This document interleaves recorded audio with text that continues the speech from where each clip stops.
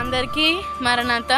ప్రభువు నామాన్ని బట్టి ఈ గొప్ప మనకి 2025 సంవత్సరంలో జరగబోతున్న గొప్ప సభల ఆవరణంలో మనం ఉన్నాము.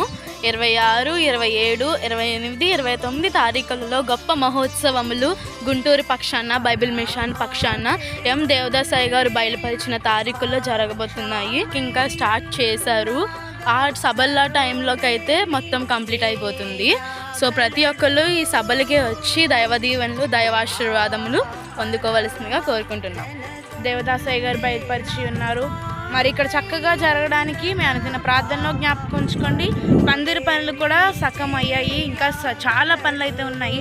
మరి లైటింగ్ విషయంలో ఏంటి, వంటల పనుల్లో, అన్ని పనుల్లో మీరు చేసేవారందరి కొరకు మీ అనుదిన ప్రార్థనలో జ్ఞాపకం ఉంచుకోండి. ముఖ్యంగా వాతావరణ స్వాధీనంలో ఉంచుకునేలాగా ఎవరికి ఏ ఆటంకములు రాకుండా కూడా ప్రార్థించండి.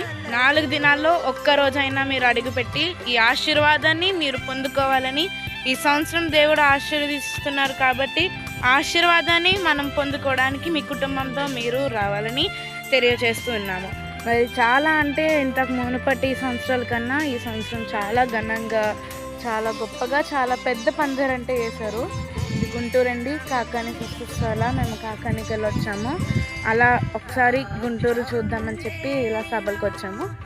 ఈ మహాసభలో ఒక్కరోజైనా అడుగు పెట్టాలి, ఈ గొప్ప పుణ్యస్థలంలో ఒక్కరోజైనా అడుగు పెట్టాలని ఎంతోమంది ఎన్నో ప్రాంతాల నుండి వస్తూ ఉంటారు. అయితే ఈ దగ్గర ఉన్న ప్రాంతాల వారు కూడా తరలి రావాల్సిందిగా కోరుకుంటున్నాము.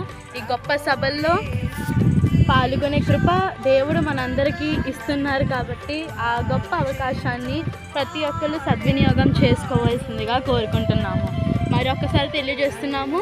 2025 సంవత్సరమున ఆదివారము, సోమవారము, మంగళవారం, బుధవారములలో అనగా 26, 27, 28, 29 తారీఖుల్లో జరగబోతున్నాయి. అందరికీ మరణాత.